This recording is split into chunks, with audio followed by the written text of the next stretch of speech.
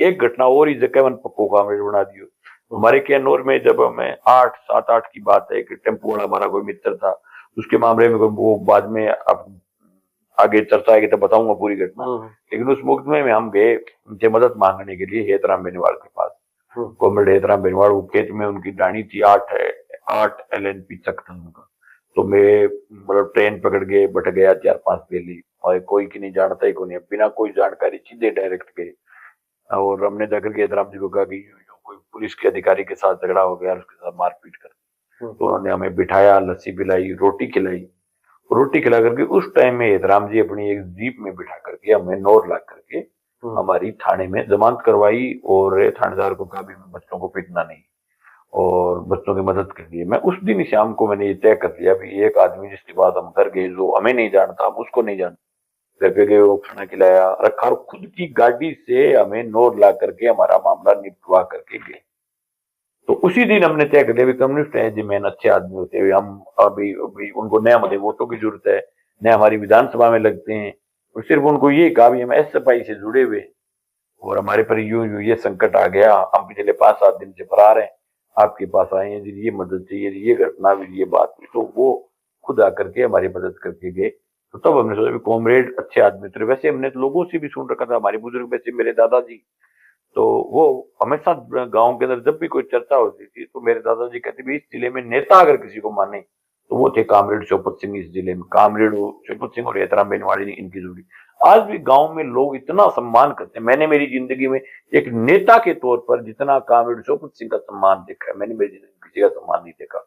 हम छोटे थे जब शौकत सिंह जी एक्सपायर हुए तो हम ट्रेन में चढ़ के उनके दाह संस्कार पर गए थे। हमारा कोई उस समय वजूद नहीं था राजनीतिक रूप से, सिर्फ भीड़ में खड़े हुए बच्चे थे, देखने के लिए गए थे, दूर से देख रहे थे भी ऐसे कॉलेज में पढ़ते थे, चर्चा हुआ कि कामरेड नहीं तो चलते हैं। तो यहाँ से बहुत लोग गए थे, हम भी ट्रेन में बैठ के जाने के लिए। आगे ट्रेन से वहां उतरे, वहां से हम मक्का सर तक पूरा रास्ता जाम था। मैंने मेरी जिंदगी में आज तक के इतिहास में किसी के दाह संस्कार में इतने लोग, चाहे वो हरियाणा का मुख्यमंत्री एक्सपायर हुआ हो, चाहे वो राजस्थान का कोई पूर्व मुख्यमंत्री बेरू सिंह जी एक्सपायर हुए हो, मैंने मेरी मतलब जिंदगी में इतने लोग किसी के दाह संस्कार पर नहीं देखे जितने, मतलब मानना है लोगों का 50,000 से ज्यादा लोग उनके दाह संस्कार पर थे। और मतलब रेडी वाले आदमी रो रहे थे, मतलब ऐसे लग रहा था रेडी वालों का बाप चला गया। इतना मतलब पूरा मार्केट सबसे मतलब एक पान की दुकान खुली नहीं थी, मतलब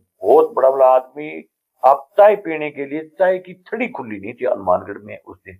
तो तब तक हम कोई कम्युनिस्ट नहीं बने थे, लेकिन हमारे ये चीजें हमारे ऊपर बालमन था, हमारे पर बहुत प्रभाव छोड़ करके गई। ये कामरेड हर आदमी में जिस किसी को भी पूछा कि आज बाजार बंद क्यों है, कि कामरेड शौकत सिंह नहीं रहे, कामरेड शौकत सिंह नहीं रहे। तो उस घटना को काफी वर्ष हो गए, तो आज तो उनका धीरे धीरे करके लोग बाग भूलने लग गए।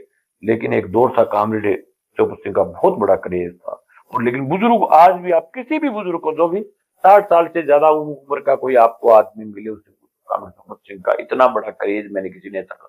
दाह संस्कार पर सिटिंग CM आया और विपक्ष का CM आया, दोनों CM आए, और CM को हेलीकॉप्टर उतारने के लिए जगह नहीं मिली। ये हालात, इतने लोग, कोई नेता, जब आदमी, वो कहते हैं ना कि जब आदमी कोई जाता है, जब आदमी नहीं रहता हमारे बीच, तब उसकी पता चलता है कि ये शख्सियत क्या थी।